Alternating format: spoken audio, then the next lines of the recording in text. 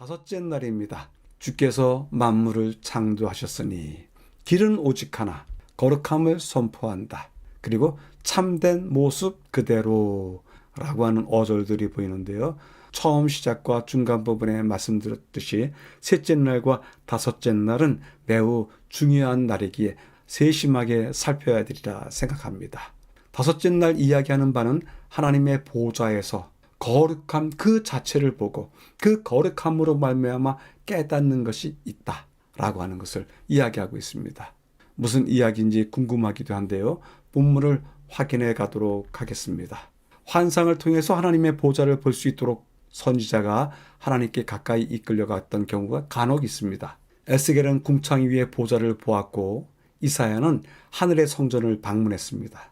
요한계시록 4장 5장은 요한이 환상 중에 그곳으로 인도된 장면인데 우리가 가진 가장 분명한 하나님의 보좌실에 대한 기록입니다.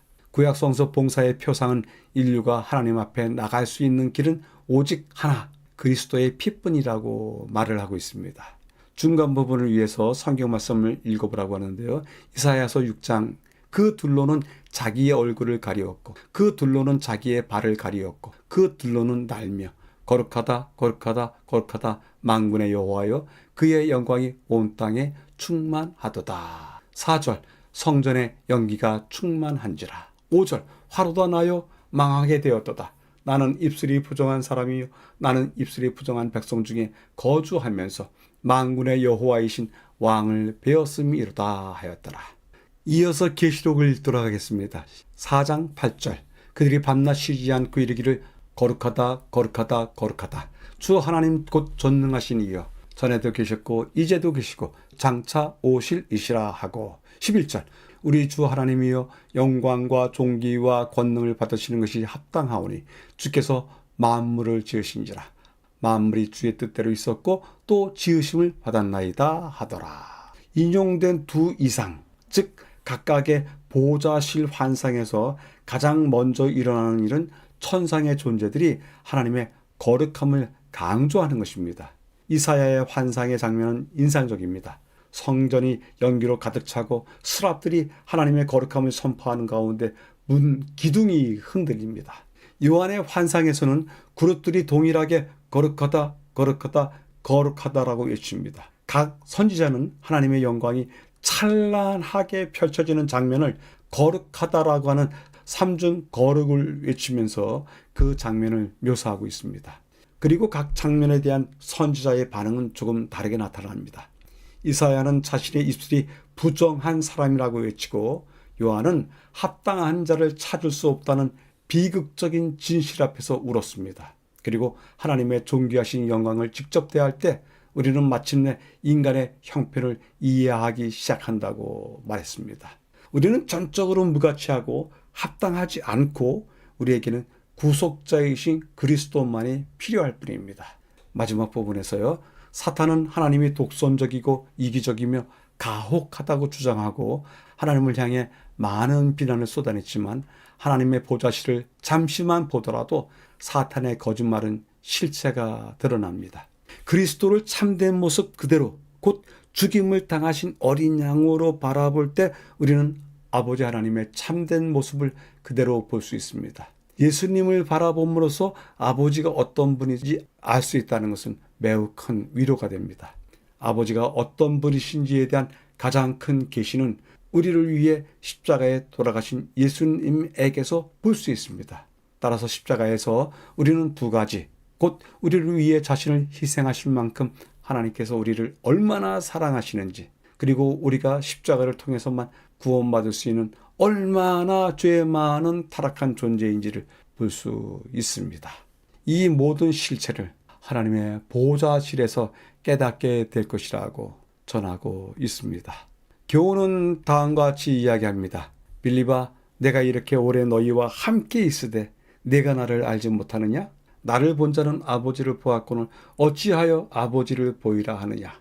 그리스도는 아버지를 대표하는 자로 세상에 보내심을 받았다고 주장하십니다. 그분의 품성의 고귀함을 통해, 그분의 사랑과 선하심을 통해, 그분의 자비와 부드러운 동정을 통해 그분은 하나님의 완전하심의 체현, 곧 눈에 보이지 않는 하나님의 형상으로서 우리 앞에 서신다라고 전하고 있습니다.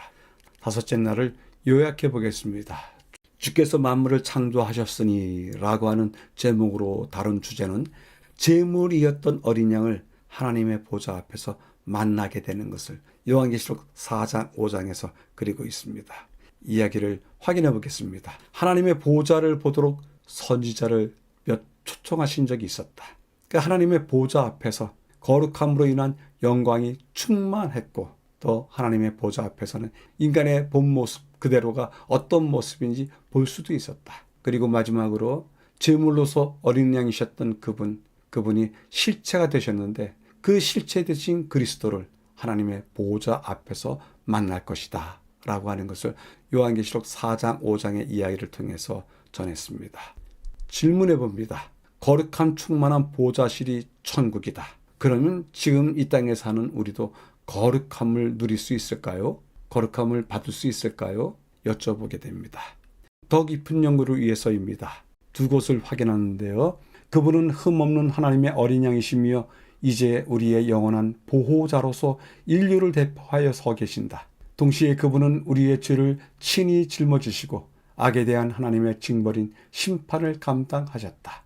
요한은 하나님의 보좌 곁에 모인 천상의 존재들의 놀라운 장면을 증언하는 중에 유대 지파의 사자 다윗의 뿌리가 이겼으니 울음을 멈추라는 말을 듣는다. 천상에서의 감격적인 장면입니다. 두 번째입니다. 그리스도밖에는 아무도 타락한 사람을 율법의 저주에서 속량하여 하늘과 조화시킬 수 없었다.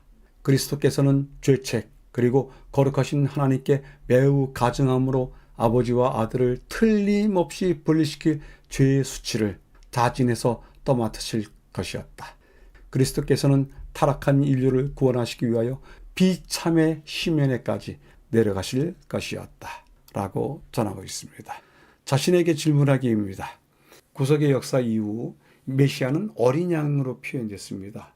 황소도 있고 염소도 있고 그들의 피도 성경에 적혀 있는데 왜 꼭 어린 양이어야 하고 왜 꼭 그 어린 양의 피여야만 할까요? 그 이유는 무엇일까요? 여러분들 스스로가 답을 얻을 수 있게 될 것이고요. 셋째 날 읽었던 성경절에서도 그 해답을 찾을 수가 있습니다.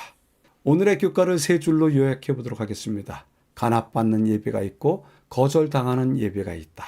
우리의 예배가 어떠한지 심사숙고해야 될 듯합니다. 유월절 어린 양, 구속주에 대한 예표이다. 다시 한번 여쭙지만 여러 짐승 제물들이 있는데 왜 꼭 어린 양이어야만 했을까요? 확인해 보시게 되길 바라고요. 마지막으로요. 보좌실의 거룩함 앞에 예수님의 본성이 드러날 것이다. 그분이 어떤 분이셨던 것이 드러날 것이다. 또한 우리는 어떠했던 사람들이었었는지 드러나게 될 것이다. 그리고 죄는 어떠한 것이 죄였다라고 하는 것도 드러나게 될 것이라고 요약할 수 있겠습니다. 본 교과 연구에 참여해 주신 여러분들께 감사드립니다. 다음 주에 다시 뵙도록 하겠습니다. 감사합니다.